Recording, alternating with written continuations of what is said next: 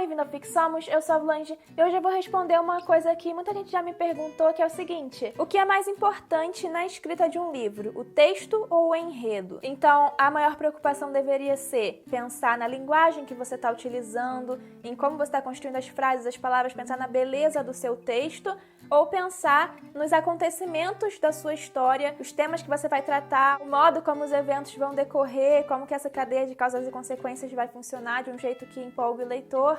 Qual deveria ser a maior preocupação de um escritor? Se você tem essa dúvida, assiste o vídeo até o final, aproveita, já deixa seu like e se inscreve aqui no canal, que é o maior canal de escrita do Brasil. E também aproveita para conhecer os meus livros que estão com o link aqui na descrição do vídeo. Em primeiro lugar, eu acho que se você é escritor, necessariamente você vai precisar se preocupar em desenvolver as duas coisas. Você tem que saber escrever enredos bons, que despertem as emoções dos leitores, que chamem a atenção, despertem o interesse, façam as pessoas quererem virar as páginas do seu livro. E você também tem que saber escrever bem no sentido mais básico, que é você saber dobrar as palavras à sua vontade, sabe? Você ter um controle, assim, do seu texto, no sentido de entender como a relação entre as palavras que você está usando vai causar certas emoções, vai causar certos efeitos, e como isso vai comunicar bem aquilo que você quer comunicar. Você precisa desenvolver suas habilidades nesses dois sentidos para você ser um escritor bom. E isso independente se você quer criar um texto que o leitor vai parar e olhar, nossa, que texto bonito, que uso interessante das palavras, das construções frasais, quanto se você quer criar um texto mais transparente, um texto que não chame atenção para si mesmo, mas sim que seja mais fácil, vamos dizer assim, de fácil leitura. Essas duas coisas, elas são difíceis e exigem técnica. Mas um ponto importante nessa questão é que, como um escritor de literatura, uma escritora de literatura, você não tem como criar um enredo sem texto, porque a literatura é uma mídia escrita. Então, as palavras, o texto, é o veículo de transmissão do enredo. Os leitores vão pegar o enredo pelo texto, através do texto. Então, se a gente pensar por esse lado, perde um pouco de sentido essa questão, né, do que é mais importante, o texto ou o enredo. Só que isso também leva a gente a pensar a pergunta contrária: se não é possível ter enredo sem texto, será que é possível ter texto sem enredo? E aí a resposta é um pouco diferente, porque não é totalmente possível fazer um texto sem enredo, porque se a gente está falando de narrativa, o enredo é um dos elementos básicos, então você precisa ter um enredo para aquilo se caracterizar como uma narrativa, como um texto narrativo. Eu já falei isso em um vídeo aqui que eu vou botar nos cards, que a narrativa tem 5 elementos básicos: narrador,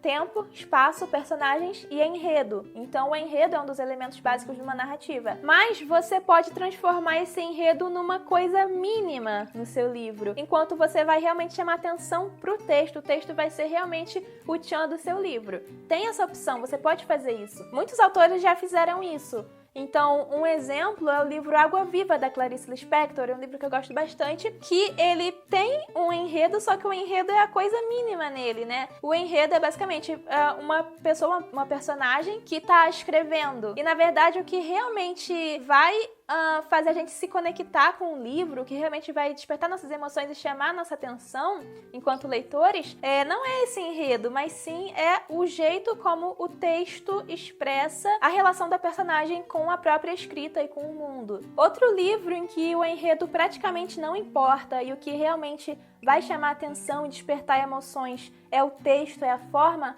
como aquilo é escrito, é esse aqui, O Mendigo que Sabia de Cor os Adágios de Erasmo de Roterdã, do Evandro Afonso Ferreira. O livro tem um enredo, a gente tem esse narrador que é o mendigo do título. Ele narra as coisas que estão acontecendo com as pessoas à volta dele, então o menino deita no colo da mulher, o cachorro passeia, algumas coisas pequenas vão acontecendo ao redor dele, mas é tudo muito pacato, tudo muito quieto, assim, não acontece nada que seja muito uau, sabe?